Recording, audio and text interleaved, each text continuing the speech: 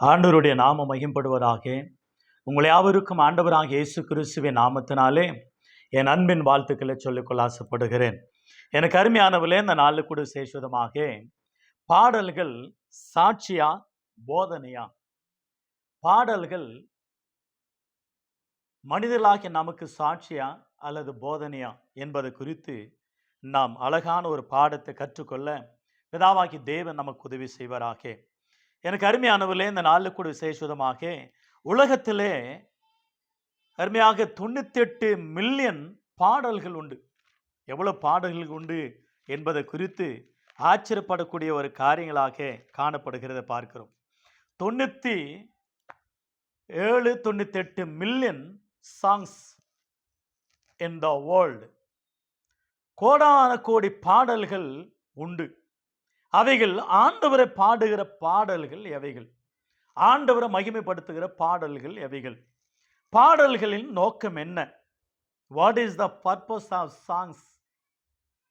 பாடல்கள் நோக்கங்கள் என்ன? பாடல்கள் எல்லாம் பாட்டும் பாட்டாகுமா? நம்ம ஆண்டவருடைய பாட்டுக்கு இணையாகுமா? பக்தன் பாடியிருக்கிறார், பாடுகின்ற பாட்டு எல்லாம் பாட்டாகுமா, என் ஆண்டவராகிய இயேசுக்கு இணையாகுமா? பாட்டு பாட்டு பாட்டு, நான் பாடும் பாட்டு. எவ்வளோ பாடல்கள் உண்டு. கானா பாடல்கள், மெலோடி சாங்ஸ், உற்சாகமான பாடல்கள், அதாவது நாட்டு பாடல்கள், கிராமிய பாடல்கள், இப்படி பல பாடல்கள் உண்டு. அந்த பாடல்கள் எல்லாம் பாட்டாகுமா? சேஷுதமாக இந்த பாடம் வித்தியாசமா இருக்கிறத பார்க்கிறோம். பாடல்கள் மனிதர்களாகிய நமக்கு சாட்சியா அல்லது போதனையா அல்லது விழிப்புணர்வா என்பதை குறித்து வேதம் நமக்கு தெளிவாக கற்றுக் கொடுக்கிறத பார்க்கிறோம். 99, 97, 99 ஏறத்தாழ 100 கூட இருக்கும். இப்பொழுது அவ்வளோ பாடல்கள் உண்டு. உங்கள் ஃபோனில் நெட்டில் அடித்தா எவ்வளோ பாடல்கள், எவ்வளோ மில்லியன் ஆகிய பாடல்கள், ஆண்டவரை பாடுகிற பாடல்கள். What is the purpose of songs? அந்த சாங்ஸினுடைய நோக்கம் என்ன? பாடல்கள் அவைகள் ஏன் பாட வேண்டும்? பாடல்களின் நோக்கம் என்ன? பாடல்களின் அதனுடைய கருத்து என்ன என்பது குறித்து நாம் சிந்திக்க வேண்டும். யார் பாட வேண்டும்? எப்படி பாட வேண்டும்? எதற்காக பாட வேண்டும்? பாடுகிற நோக்கம் என்ன? பாடல்களின் பலன் என்ன? பாடின பிற்பாடு அந்த பாட்டுக்கு அதனுடைய சாராம்சம் அல்லது அதன் நோக்கம், அதனுடைய குறிக்கோள் என்ன என்பது குறித்து கருத்து காணப்பட வேண்டும். பைபிளில் பாடல்கள் ஒரு பெரிய ஆசீர்வாதம். பாடல்கள் ஆச்சரியமான காரியங்கள். பாடல்கள் உபாகம புஸ்தகம் கடைசி ஒரு 3-4 அதிகாரங்களில் பிதாவாகி தேவன் மோசேயோடு கூட சொல்லுகிற அருமையான ஒரு கருத்தை தான் நாம் படிக்க போகிறோம். பாடல்கள் மனிதர்களுக்கு ஒரு ஆறுதல். பாடல்கள் பிதாவாகி தேவனுக்கு மகிமை. பாடல்கள் மனிதனுக்கு ஒரு போதனை. பழைய பாட்டெல்லாம் பார்த்தா ஒருவேளை ஆண்டவருடைய பாடல்கள் அவைகள் மனிதனுக்கு போதனையாகவே இருக்கும். பைபிளினுடைய வார்த்தைகளை எடுத்து அந்த வார்த்தைகளே பாடல் வரிகளாக அமைந்துவிடும். அந்த பாடலை பாடும் பொழுதே ஒரு மனம் திரும்புதல், ஒரு திருப்புமுனை, ஒரு ஆறுதல், ஆண்டவருக்கு மகிமை செலுத்துகிற வண்ணமாய், ஆண்டவர் பேசுகிற வண்ணமாய், ஆண்டவர் போதிக்கிற வண்ணமாக அந்த பாடல்கள் அமைந்து இருக்கும். அந்த பாடல்கள் நாம் கேட்கும் போதே நம்முடைய இருதயம் ஆறுதல் அடையும். ஆகவேதான் ஆண்டவர் அவருடைய வார்த்தையை போதனையாக எழுதுவைன்னு சொல்லி அருமையாக சொல்லி இருக்கிறத பார்க்கிறோம். உபாகமம் புஸ்தகம் 31 அதிகாரம், Deuteronomy, the book of Deuteronomy 31 chapter verse 19 to 30 words. உபாகமம் 31 அதிகாரம் 19 கவனிங்க. இப்பொழுது நீ இந்த பாட்டை எழுதி கொண்டு இதை இஸ்ரவேல் புத்திரருக்கு படிப்பித்து, இந்த பாட்டு எனக்கு சாட்சியாக இஸ்ரவேல் புத்திரருக்குள்ள இருக்கும்படி இதை அவர்கள் வாயில வழங்க வழங்க பண்ணுங்கள். நான் அவர்கள் பிதாக்களுக்கு ஆணையிட்டு கொடுத்த பாலும் தேனும் ஓடுகிற தேசத்துல அவர்களை பிரவேசிக்க பண்ணின பின்பு அவர்கள் புசித்து திருப்தியாகி கொழுத்திருக்கும் கொழுத்திருக்கும் கொழுத்து போய் இருக்கும் போது அவர்கள் வேற தேவர்களிடத்துல திரும்பி அவர்களை சேவித்து எனக்கு கோபம் ஊட்டி என் உடன்படிக்கை மீறுவார்கள். இதோ தீங்கு நாட்களும் இக்கட்டுகளும் அவர்களை தொடரும் பொழுது அவர்கள் சந்ததியாரின் வாயில் மறந்து போகாது இருக்கும் இந்த பாட்டே அவர்களுக்கு விரோதமாக சாட்சி பகரும். நான் ஆணையிட்டு கொடுத்த தேசத்தில் அவர்களை பிரவேசிக்க பண்ணாது இருக்கிற இப்பொழுது அவர்கள் கொண்டு இருக்கும் எண்ணம் என்னதென்று அறிவேன் என்றார். ஆகவே இந்த பாட்டை இஸ்ரவேல் ஜனங்களுக்கு நீ படிப்பிக்க வேண்டும். கடைசி வரை வாசித்து மனக்கா அருமையாக 30ஆம் வசனம் வெள்ளியும் மோசே இஸ்ரவேல் சபையார் எல்லாரும் கேட்க மோசே இந்த பாட்டின் வார்த்தைகளை முடியும் வரை சொன்னான், படிப்பித்தான், அவைகளை சாட்சியாக எழுதி வைத்தான் என்று சொல்லப்படுது. ஆகவே பாடல்கள் சாட்சியா போதனையா? ஆண்டவர் சொன்னார், இந்த வார்த்தைகளை பாடலாக எழுதி வை, இவைகள் இஸ்ரவேல் ஜனங்களுக்கு படிப்பி, அவர்கள் நல்ல சுழிப்பா இருக்கும் பொழுது ஒருவேளை என்னை விட்டு தவறி போனார்களானால் இந்த வசனமானது பாடலா இருக்கிறது. பாடல் அவர்களுக்கு போதனையாக மாறி அவர்கள் மனம் திரும்புதல் ஒரு திருப்புமுனை உண்டாக்கும் என்பதை குறித்து அருமையாக ஆண்டவர் மோசையோடு கூட சொன்னார். மோசே ஒரு தீர்க்கதரிசியாக, ஒரு பாடகனாக, ஒரு தலைவராக, ஆண்டவருடைய தாசனாக, வேலைக்காரனாக, எவ்வளோ வார்த்தைகள் வீட்டில் உண்மை உள்ளவன் என்று சொல்லப்பட்ட வண்ணமாக அற்புதமான பாடலை எழுதி வைத்தார். என்ன ராகம், என்ன தாளம் என்பதை குறித்த சங்கீதங்களில் நாம் வாசித்தமான அற்புதமா இருக்கும். பைபிளை ஒவ்வொரு பகுதியாக பிரித்து நாம் படிக்க வேண்டும். பஞ்சாகமங்கள் என்று சொல்லுவாங்க, 5 ஆகமங்கள் என்று சொல்லுவாங்க. ஆதி ஆகமும், யாத்திராகமும், லேவியராகமும், எண்ணாகமும், உபாகமும், இவைகளெல்லாம் மோசே எழுதின பஞ்சாகமும். 5 புத்தகங்கள் பஞ்சாகம் என்று சொல்வார்கள். இப்படி ஒவ்வொரு பாகங்களாக காணப்படுகிறது. ஆனால் இயேசு கிறிஸ்தானவர் அருமையாக அவர் உயிர் தெழுந்த பிற்பாடு லூக்கா எழுதின சுவிசேஷம் 24ஆம் அதிகாரம் 44 வசனத்தை வாசிக்கிறோம். இயேசு கிறிஸ்தானவர் அவர்களை நோக்கி சொன்னார், தீர்க்கதரிசியின் ஆகமங்களிலும் சங்கீதங்களிலும் மோசேயின் நியாயப்பிரமாணத்திலும் என்னை குறித்து எழுதியிருக்கிறது சொன்னார். பழைய ஏற்பாட்டை 3 பாகங்களாக பிரித்தார். மோசேயின் நியாயப்பிரமாணம், தீர்க்கதரிசிகள், சங்கீதங்கள் 3 பாகங்களாக பழைய ஏற்பாட்டை பிரித்ததை நாம் பார்க்கிறோம். ஆனால் இந்த பைபிளை நம்ம பிரித்து சிஸ்டமேட்டிக்கா பைபிள் படிக்கும் பொழுது சிஸ்டமேட்டிக்கு தேலஜ், சிஸ்டமேட்டிக்கு ஒவ்வொரு அதாவது முறையாக கற்றுக்கொள்வது பைபிள். அப்படி படிக்கும் பொழுது யோபு புஸ்தகம் முதற்கொண்டு உன்னத பாட்டு வழியும் பாடல் புத்தகம் என்று சொல்லுவார்கள்.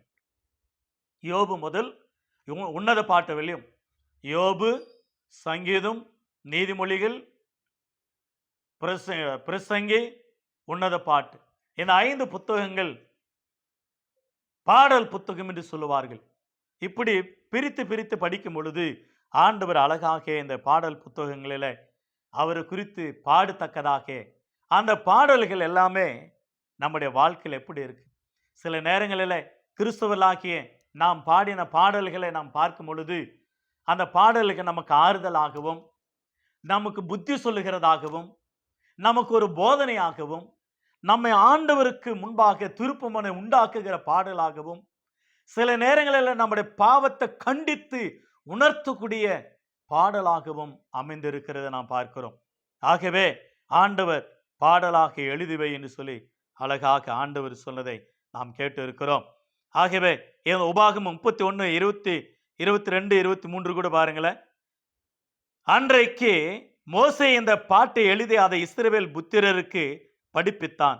அவர் நூனின் குமாரனாகிய யோசுவாவை நோக்கி, நீ பலன் கொண்டு திடமானதாய் இரு, இஸ்ரவேல் புத்திரருக்கு நான் ஆணையிட்டு கொடுத்த தேசத்தில் நீ அவர்களை நடித்து கொண்டு போவாய், நான் உன்னோடு இருப்பேன் என்று கட்டளையிட்டான். இந்த பாட்டை எழுதி கொடுத்தான். இவ்வளவு அருமையான வார்த்தைகளை நாம் கவனிக்கிறோம். ஆகவே எனக்கு அருமையான கர்த்தருடைய பிள்ளை, நம்முடைய வாழ்க்கையில பாடல்கள் ஒரு மனிதனுக்கு ஒரு உபதேசம். பாடல்கள் ஒரு மனிதனுக்கு ஆண்டவர் குறித்து ஞாபகப்படுத்துகிறது. பாடல்கள் ஒரு ஆசீர்வாதம் தான். பாடல்கள் நிச்சயமாகவே நம்முடைய வாழ்க்கை ஒரு பெரிய ஒரு மாற்றத்தையும் ஒரு திருப்பமுனையும் உண்டாக்கும் என்பது குறித்து மறந்துவிடக்கூடாது. மோசே பாடின பாடல் அற்புதமாயிருக்கும். சங்கீதம் 90ஆம் சங்கீதம் 1 முதல் சில வாக்கியங்களோட வாசி 90ஆம் சங்கீதத்தை மோசையே பாடினவர். அவர் சொல்லப்படுகிறது, அவர் ஜெபித்த ஜபம், மோசையின் ஜபம், மோசையின் பாடல் அந்த சங்கீதம் 90ஆம் சங்கீதத்தில் அமைந்திருக்கிறத பார்க்கிறோம்.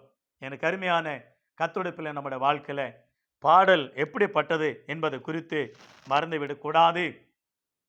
இந்த பாடல்கள் எல்லாமே ஆண்டவருக்கு மகிமையாக, பாடல்கள் நோக்கம் ஆண்டவருக்கு மகிமை செலுத்த வேண்டும், ஆண்டவருக்கு துதியை செலுத்த வேண்டும், ஆண்டவருக்கு ஆராதனை செய்ய வேண்டும், ஆண்டவருக்கு கனமும் மகிமையும் செலுத்த வேண்டும். அதுதான் பாடல்கள் நோக்கம். பாடல்கள் 2 விதமா இருக்கும், 3 விதமா கூட இருக்கும். ஒன்று, ஆராதிக்கும் பொழுது அவருக்கு மகிமை. 2வது நமக்கு புத்தி சொல்றது. 3வதாக அடுத்தவனுக்கும் எச்சரிப்பையும் புத்தி சொல்லுகிற பாடலாக காணப்படும். பாடல் மூலமாக பரிசுத்த தேவனுக்கு மகிமை செலுத்த வேண்டும். அதுதான் நோக்கம்.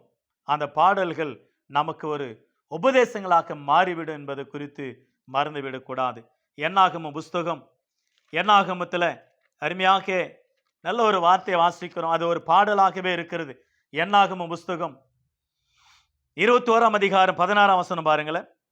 அங்கிருந்து பெயோருக்கு போனார்கள். இஸ்ரவேல் ஜனங்களை கூடி வர செய்து அவர்களுக்கு தண்ணீர் கொடுப்பேன் என்று கர்த்தர் மோசேக்கு சொன்ன ஊற்று இருக்கிற இடம் அதுதான். அப்பொழுது இஸ்ரவேலர் பாடின பாட்டாவது, ஊற்று தண்ணீரே பொங்கி வா, அதை குறித்து பாடுவோம் வாருங்கள் என்றார்கள். நியாயப்பிரமாணிகன் ஏவுதலால் அதிபதிகள் கிணற்று தோண்டினார்கள். ஜனத்தில் மேன்மக்கள் தங்கள் தண்டாயுதங்களை கொண்டு தோண்டினார்கள் என்று பாடினார்கள். என்ன அருமையான பாடல். என்னாகமம் 21ஆம் அதிகாரம் 16 முதல் 18 30ஆம் வசனம் கூட சொல்லப்படுகிறது. அந்த 30 அந்த அதிகாரம் கூட வாசித்தால் அற்புதமா இருக்கும். ஊற்று தண்ணீரே பொங்கி வா என்று சொல்லி பாடினார்கள். ஒரு பாடல் உண்டு இல்லையா?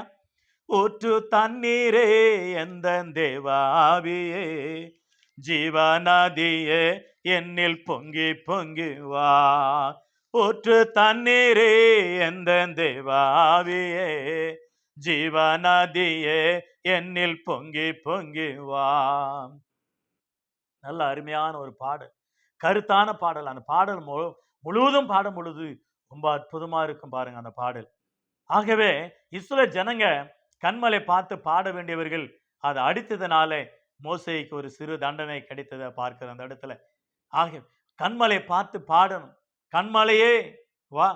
ஆகையனாலதான் நம்முடைய கேசட்டுக்கு பேர் வைத்து சூப்பர் ஸ்டார் ஜீசஸ் என்று பேர் வைத்து கண்மலை கண்மலை இயேசுவே உம்மை ஆராதனை செய்கிறோ. அந்த பாடல் பாட பாட அந்த கண்மலையாகிய இயேசுதான் ஞாபகம். அந்த பாடல்கள் நமக்கு ஒரு மகிழ்ச்சி, நமக்கு ஒரு போதனை, நமக்கு ஒரு ஆசீர்வாதத்தை காண்பிக்கிறது பார்க்கிறோம்.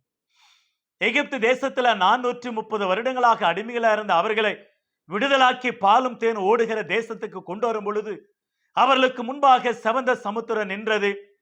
அன்றைக்கு யாத்திராகம 14ஆம் அதிகாரத்துல 14ஆம் வசனத்துல கர்த்தரே அவர்களுக்கு யுத்தம் செய்தார். அப்பொழுது மோசேயை பார்த்து சொன்னார், கையில் என்ன இருக்கு? கோல். அதை சமுத்திரத்து நேராக நீட்டு சமுத்திரம் 2ஆக பிளந்து விடும். அப்பொழுது இஸ்ரவேல் ஜனங்களும் நீரும் வெட்டாந்தரையில கடந்து போகும் அக்கறைக்கு என்று சொல்லி சொன்னார். அவர்கள் சமுத்திரத்தை 2ஆக பிரித்த ஆண்டவர் அற்புதத்தை கண்ட அந்த செவந்த சமுத்திரத்தை 2ஆக இக்கரைக்கு வந்த பிற்பாடு அவர்கள் பாடின பாட்டு தான் யாத்திராகமம் 15ஆம் அதிகாரம். யாத்திராகமம் The Book of Exodus chapter 15. யாத்திராகமம் 15ஆம் அதிகாரம். அப்பொழுது மோசேயும் இஸ்ரவேல் புத்திரரை கர்த்தரை புகழ்ந்து பாடின பாட்டு, கர்த்தரை பாடுவேன், அவர் மகிமையா வெற்றி சேர்ந்தார், குதிரையும் குதிரை வீரனையும் கடலிலே தள்ளினார் என்று பாடினார்கள். அவர்கள் பாடின பாட்டு 1 முதல் நீங்கள் 21 வசனங்களில் பார்த்தீங்கன்னாக்கா அவங்க பாடின பாட்டு. இஸ்ரவேல் ஜனங்கள் பாடுறாங்க.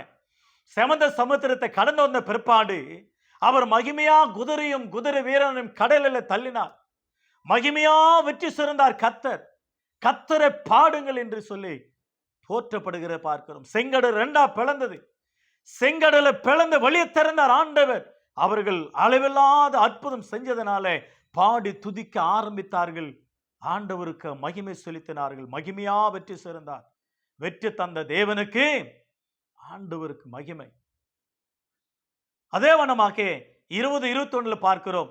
இப்பொழுது தீர்க்கதரிசியாகிய மீரியாம் பெண்கள் எல்லாம் இணைந்து அவர்கள் கூட்டமா கூடி அவர்கள் நடனமாடி வாத்தியங்கள் வாசித்து தம்புரங்கள் வாசித்து கின்னாரங்களை வாசித்து மேல தாளங்களோடு பாட்டு பாடினார்கள். மீரியாம் அவர்களுக்கு பிரேரித்த வசமாக கர்த்தரை பாடுங்கள், அவர் மகிமையா வெற்றி சிறந்தார், குதிரையும் குதிரை வீரனையும் கடலில் தள்ளினார் என்று பாடினாள். பெண்கள் பாடுறாங்க பாருங்க எவ்வளவு அழகாக. இன்றைக்கு கேசட்ல எத்தனையோ பெண்கள் பாடி இருக்கிறாங்க. எத்தனையோ ஆராதனைகளில் பெண்கள் பாடி ஆண்டவரை துதிக்கிறாங்க. முறையாக அருமையாக பாடல் நிமித்தமாக கர்த்தர் மகிமை சிறந்தார். ஆகவே பாடல்கள் ஆண்டவரை மகிமைப்படுத்துகிற வண்ணமாய், ஆண்டவர் செய்த அற்புதங்களை சொல்லுகிற வண்ணமாய், ஆண்டவருக்கு துதியும் கனத்தையும் செலுத்தி ஆராதனை செய்கிற வண்ணமாய் பாடல்கள் அமைய வேண்டும். இதே பாடல் வெளிப்படுத்தின விசேஷம் 15ஆம் அதிகாரம் 3ஆம் வசனத்தில் வாசிக்கிறோம். அற்புதமான ஒரு வார்த்தை. மோசேயின் பாட்டை பாடி பரலோகத்தில் துதிக்கிறாங்க. பரலோகத்தில் கூட பாடல் தாங்க. பரலோகத்தில் கூட ஆடலும் பாடலும் தான். ஒரு பக்தன் பாடினார், பரலோகத்துக்கு போவேன், தாவீதை பாட சொல்லுவேன், அப்பாவை மகிமைப்படுத்துவேன் என்று சொல்லி பாடல். பரலோகத்தில் மோசேயின் பாட்டை பாடினார்களாம். இயேசு கிறிஸ்து இந்த உலகத்தில் இருக்கும் பொழுது கூட என்ன பாட்டு பாடினாரு? மத்தேயு 26ஆம் அதிகாரம் 30ஆம் வசனத்தில் அவர்கள் ஸ்தோத்திர பாட்டை பாடின பின்பு ஒலிவமலைக்கு போனார்கள் என்று சொல்லி காணப்படுகிறது. ஸ்தோத்திர பாட்டை அவர் பாடின பாட்டை எழுதி வைக்கல. எழுதி வைத்திருந்தால் இன்னும் எவ்வளோ அற்புதமா இருந்திருக்கும். ஆனாலும் இன்றைக்கும் பாடுறாங்க. ஸ்தோத்திரம் இயேசுநாதா, உமக்கென்றும் ஸ்தோத்திரம் இயேசுநாதா, ஸ்தோத்திரம் செய்கின்றோம் நின்னடியா திருநாமத்தின் ஆதரவில், ஸ்தோத்திரம் செய்கின்றோம் நின்னடியா திருநாமத்தின் ஆதரவில். ஸ்தோத்திரம் பாட்டை பாடி ஒலிவமலைக்கு போனாங்களாம். எவ்வளவு அற்புதமா இருக்கு பாருங்க. பாடல்கள் நமக்கு சாட்சியா? எஸ். பாடல்கள் நமக்கு போதனையா? எஸ். பாடல்கள் நமக்கு ஒரு எச்சரிப்பா? எஸ். பாடல்கள் நமக்கு ஒரு ஆறுதலா? எஸ். பாடல்கள் ஒரு மனிதனை திருப்பு முனை உண்டாக்குமா? மனம் திரும்ப செய்யுமா? எஸ், மனம் திரும்ப செய்யும். பாடல்கள் ஆண்டவருக்கு மகிமை உண்டாக்க வேண்டும். The glory to God. பாடல்கள் காஸ்பல் சொல்ல தெரியும். அந்த காலத்திலெல்லாம் 1988-89 நான் ஊழியக்காரோடு கூட இணைந்து தெரு பிரசங்கத்துக்கு போவோம். 87-88 ஆண்டவர் ஏற்றுக்கொண்ட நாட்களில் அப்படி கிராமங்களுக்கு கடந்து போகும் பொழுது அந்த ஒரு மாதிரி புனல் மாரியே இருக்கும். அந்த புனல்ல 2 பேரும் கத்துவோம், அந்த பக்கமும் இந்த பக்கமும்.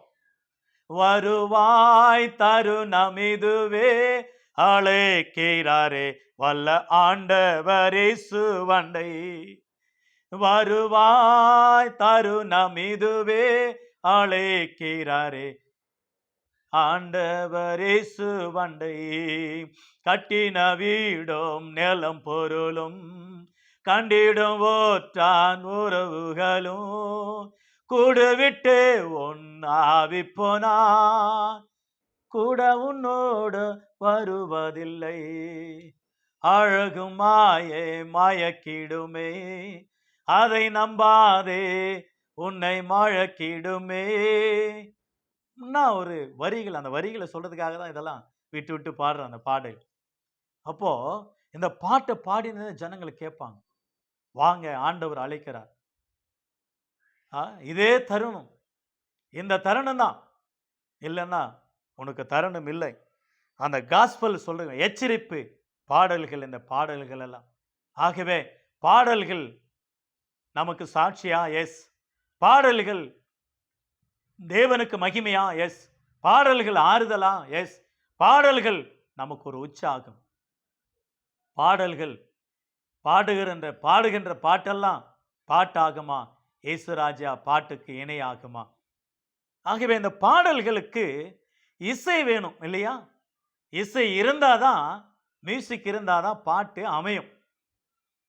அந்த பாடலே இசை போட்டு பாடுவாங்க. இப்பெல்லாம் பார்த்தீங்கன்னாக்கா இசை இல்லாமல் பாடுகிற அந்த கருத்து என்னன்னு சொல்லி கொடுக்கக்கூடிய ஒரு கூட்டம், இசையோடு பாடுகிற ஒரு கூட்டம், இசை இல்லாமல் பாடுகிற ஒரு கூட்டம். என்னதான் இசை இல்லாவிட்டால் அதுக்கு சுவாரஸ்யம், அதாவது அந்த உணர்வு உண்டாகும், போதனை உண்டாகும். பட் அது ஒரு மனிதனுக்கு ஒரு உற்சாகத்தை உண்டாக்காது. அது எல்லாரும் அறிந்தது தான். ஆகவே அந்த பாடல்களுக்கு இசை வேண்டும். இந்த இசையை யார் உண்டாக்குனது, எப்படி உண்டாக்குனது, ஏன் உண்டாக்குனது என்று ஒரு 3-4 பாகங்களாக நாம் படிக்க போகிறோம். பாடல்கள் சாட்சியா போதனையா என்ற தலைப்பில் நாம் படிக்க போகிறோம். அப்பொழுதுதான் இந்த சப்ஜெக்ட் ஆனது நிறைவு பெறும். மொத்தத்தையும் சொல்லணும்னா ஒரு 4 ஹவர் வேணும், ஒரு நாள் வேணும். ஆனால் நீங்கள் கேட்க மாட்டீங்க. உங்களுக்கெல்லாம் சுருக்கமாக இருந்தால் தான் நாம் சுருக்கமாக முடித்துக்கொள்ள கர்த்தர் நமக்கு உதவி செய்வாராக. பரலோகத்தில் உண்டா, பூலோகத்தில் உண்டா, இவைகள் எல்லாமே நம்ம அலசி ஆராய்ந்து பார்க்க போகிறோம். ஆதியாகம புஸ்தகம் 4ஆம் அதிகாரம் வசனம் 21ஆம் வசனத்தில், அவன் சகோதரனுடைய பேர் யூபால், அவன் கென்னாரக்காரர் நாகஸ்வரக்காரர் யாவருக்கும் தகப்பனானான். நீங்க ஆச்சரியப்படுவீங்க இல்லையா? அந்த வாக்கியம் முதல் இங்க என்னென்ன தொழில் செய்கிறார்கள், அந்த தொழிலுக்கெல்லாம் யார் அதிபதி, அவர்கள் என்ன தொழில் ஆரம்பித்தார்கள், ஆதியாகமம் 4ஆம் அதிகாரத்தில் அவங்களுடைய குடியிருப்பு வகுக்கப்பட்டது, பகுக்கப்பட்டது. அந்த ஆதியாகமம் 10ஆம் அதிகாரத்தில் அவங்களுக்கு நிலங்கள் எல்லாம் ஒதுக்கப்படுகிறது, சைட்டு ஒதுக்கப்படுகிறது, அவங்களுடைய இனப்பெருக்கம் பிரிக்கப்படுகிறது. அப்படிப்பட்ட ஒரு சூழ்நிலையில என்னென்ன தொழில் செய்கிறார்களோ அந்த தொழிலுக்கு முதல் யார் இந்த இசைக்கு இந்த பூமியில அதுக்கு முதற் காரண கர்த்தா யாரா இருக்கிறாங்க பூமியில அப்படின்னு சொன்னா நீங்க சொல்லுவீங்க, யாருங்க? இசை ஞானி. யாருங்க? Director, music director A R Rahman, Ilaiyaraaja, இன்னும் எத்தனையோ பேர் இருக்காங்க இல்லையா? அவங்க பேருங்க தேவா, மிஸ்டர் தேவா, இப்படி பல பேரை சொல்லுவீங்க இல்லைங்களா? எனக்கு அருமையானவில்லை, இவர்களுக்கெல்லாம் டாப் யார் என்றால் யூபால். ஆதியாகமம் 4ஆம் அதிகாரம் வசனம் 21ஆம் வசனத்தில் அவர்தான் மியூசிக் டைரக்டர். மியூசிக்கு கண்டுபிடித்த நாட்களிலே அவர்கள்தான் என்று வேதம் சொல்லுகிறத பார்க்கிறோம். இன்னும் அதோடு கூட இசை வாசித்த நிபுணர்கள், டைரக்டர்கள், அருமையாக நீங்கள் அந்த வாக்கியத்தெல்லாம் படிச்சா ஆச்சரியப்பட்டு போயிருங்க. 1 நாளாகும் 15ஆம் அதிகாரத்தை திருப்பிக் கொள்வோம். ஃபர்ஸ்ட் குரானிக்கல்ஸ் 1 நாளாகும் 15ஆம் அதிகாரம் அற்புதமா இருக்கும் பாருங்க. அந்த வாக்கியத்தை என்னோடு கூட தயவுசெய்து பைபிளை திருப்பிக் கொள்ளுங்க. 1 நாளாகமும் 14ஆம் அதிகாரம், 15ஆம் அதிகாரம், 16ஆம் அதிகாரம், இந்த 3-4 அதிகாரங்களை நீங்கள் வாசித்தீங்களானாக்கா அந்த மியூசிக் டைரக்டர்கள் யார், மியூசிக் நிபுணர்கள் யார், அந்த மியூசிக்கை கற்றுக் கொடுத்தவர்கள் யார் என்பது குறித்து உங்களுக்கு நன்றாக தெரியும். 1 நாளாகமும் புஸ்தகம் 15ஆம் அதிகாரம் வசனம் 19 முதல் வாசிக்கிறேன் பாருங்க. பாடகராகி ஏமானும் ஆசாப்பும் ஏத்தானும் பஞ்சலோக கைத்தாளங்களோடு துணிக்க பண்ணி பாடினார்கள். சகரியா, அசரியேல், செமிராமோத், ஏகியேல், உன்னி கிருஷ்ணா இல்லைங்க, உன்னி எலியாப், மாசேயா, பெனாயா என்பவர்கள் அல்மோத் இன்னும் இசையில் பாடி தம்புரங்களை வாசித்தார்கள். மத்தத்தியா, எலியா பெலேக், மிக்கினையா, ஓபெத்தேதோம், ஏல், அசிசியா என்பவர்கள் சேமித் என்னும் இசையில் பாடி சுரமண்டங்களை நேர்த்தியா வாசித்தார்கள். லேவியாருக்குள்ள கெனனியா என்பவன் சங்கீத தலைவனாய் இருந்தான். அவன் நிபுணனானபடியால் கீத வித்தியை படிப்பித்தான். எவ்வளவு அற்புதமா இருக்கு பாருங்க. இசை நிபுணர்கள், இசை ஞானிகள், இசை அறிவாளிகள். சங்கீதம் 150 சங்கீதம் இருக்கு. அந்த 150 சங்கீதம் நாம் படிக்கும் பொழுது தாவீது தான் நமக்கு ஞாபகம் வருவார் இல்லையா? ஆனா 7 பேர் அந்த சங்கீதத்தை எழுதியிருக்கிறார்கள், பாடி இருக்கிறார்கள், படிப்பித்து இருக்கிறார்கள். அதுல தாவீது, சாலமோன், அருமையாகிய ஏமான், ஆசாப், ஏத்தான், அருமையாகிய கோராகின் புத்திரர், இப்படி பலரும் அந்த சங்கீதத்தை பாடி இருக்கிறார்கள், எழுதியிருக்கிறார்கள். இங்க என்ன ஒரு அந்த இசையினுடைய பெயர்கள்? அவர்கள் ஆசாரியர்களாய் இருந்தார்கள், அவர்கள் இசை ஞானிகளாய் இருந்தார்கள், இசை நிபுணர்களாய் இருந்தார்கள், இசையை வாசித்து கற்பிக்கிறவர்களாய் இருந்தார்கள், பயிற்சியளிக்கிறவர்களாய் இருந்தார்கள். இவ்வளோ அற்புதமாக பைபிள், ஒண்டர்ஃபுல் பைபிள், ஒண்டர்ஃபுல். கெனனியா, ஏமான், பெனானியா, பஞ்சலோக பாடல்களை ஆசாப், ஏமான் பாடகர்கள் பாடி துதித்தார்களா? இந்த அதிகாரமெல்லாம் நீங்க வாசித்தால் அற்புதமா இருக்கும். தாவீதும் பெட்டி சுமக்கிற சகல லேவியாரும் பாடகரும் பாடகரின் வேலையை விசாரிக்கிற தலைவனாகிய கெனானியாவும் மெல்லிய புடவைகளையும் சால்வைகளும் தரித்திருந்தார்கள். தாவீது சணல் நூல் ஏபோத்து தரித்திருந்தான். அவர்கள் உடன்படிக்கை பெட்டியை சுமந்து கொண்டு பாடிக்கொண்டு வந்தார்கள், பாடினார்கள். பாடகர்கள், பாடல்களுக்கெல்லாம் தலைவர்களாக இருந்தார்கள். எனக்கு அருமையான கத்துடைப்பில் நம்முடைய வாழ்க்கையில பாடல், அதனுடைய அர்த்தம், அதனுடைய கருத்து, அதனுடைய நோக்கம் மிக முக்கியமானது, இம்பார்ட்டன்ட். திடீர்னு என்று அந்த காலத்தில் கேசட் வெளியிட்டால் அற்புதமா இருக்கும், ரொம்ப அற்புதமா இருக்கும் அந்த பாடல்கள் கேட்பதற்கு. நான் அதிகாலையில் எழும்புவேன், 6 மணிக்கு ஒரு 3 பாட்டு போடுவாங்க. இந்து, கிறிஸ்டின், முஸ்லிம் 3 பாடல்கள். அந்த ஸ்ரீலங்கா ஒளிபரப்பில் ரேடியோவில் பக்கத்து வீட்டில் போய் உட்காந்து கேட்பேன். கடைசியில் 3வது பாட்டாக ஆண்டவருடைய பாட்டு போடுவாங்க, பழைய பாடல்கள். இன்னைக்கு அந்த பழைய கீர்த்தனை பாடலாம் எங்கே போச்சுன்னு தெரில. அதனால நம்ம சபையில் பாடணுங்க. பழைய பாடல்கள் ஒரு போதனை எப்படி இருக்கும் தெரியுமா? அந்த அளவில் அந்த பாடல்கள் நமக்கு ஒரு போதனையாக இருக்கும். அந்த காலத்தில் கேட்போம் நாங்கள். சீர்காழி இயேசு பிரகாஷ் ஐயா பாடல்கள், சாரோன் நவரோஜி அந்த அம்மா பாடல்கள், எத்தனையோ பக்தர்கள் பாடின பாடல்கள். இப்பொழுது கடைசி நாட்களில் யாவரும் மேலே நாவே ஊற்றுவேன் சொல்லப்பட்ட வனமாக எல்லாரும் பாடல் கேசட்டு, எல்லாரும் பாடல்கள் ஆன்லைனில், யூடியூப்பில் சீடியெல்லாம் போயிட்டு. அப்போ கத்தருடைய கிருபைனால எனக்கு பாட தெரியாது, அந்த பாடல் வரிகள் எப்படி எழுதணும்னு கூட தெரியாது. ஆனாலும் ஏறத்தாழ 100 பாட்டு எழுத கத்தர் உதவி செய்தார். அதில் 2 கேசட்டு தான் 20 பாட்டு வெளியிட்டு இருக்கிறோம். அதை யூடியூப்பில் சில பாடல்களை அப்லோடு பண்ணியிருக்கிறோம். இன்னும் இருக்கிற பாடல்கள்லாம் பாடணும். அந்த நாட்களை கத்தரை தர வேண்டும். இன்னைக்கு சபைகளில் சிறுவர்கள், பெரியவர்கள், பெண்கள், ஆண்கள் எல்லாரும் பாட்டு பாடி ஆண்டவரை துதிக்கிறாங்க. பஞ்சலோகமா கைத்தாளங்களோடும் ஆண்டவரை துதிக்கிறாங்க பாருங்க. ஏது என்னவோ பாடல் ஒரு மனிதனை மனம் திரும்ப வைக்கணும். பாடல் மனிதனுக்கு ஆறுதல் உண்டாகணும். பாடல்கள், அந்த பாடல்கள் பிரித்து வைக்கிற பாடல் பாருங்களேன்.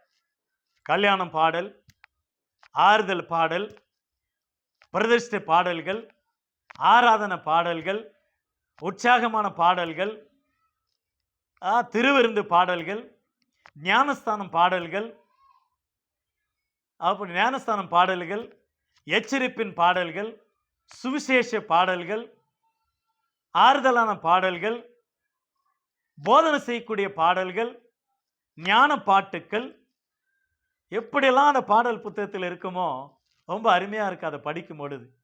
ஆகவே எனக்கு அருமையான கர்த்தருடைய பிள்ளை, நம்முடைய வாழ்க்கையில முதல் பாகமாக பாடல்கள் சாட்சியா போதனையா? பாடல்கள் நமக்கு ஒரு ஆசீர்வாதமா? பாடல்கள் நமக்கு ஒரு ஆறுதலா? பாடல்கள் நமக்கு ஒரு உற்சாகமா? பாடல்கள் என்கரேஜ்மெண்ட்.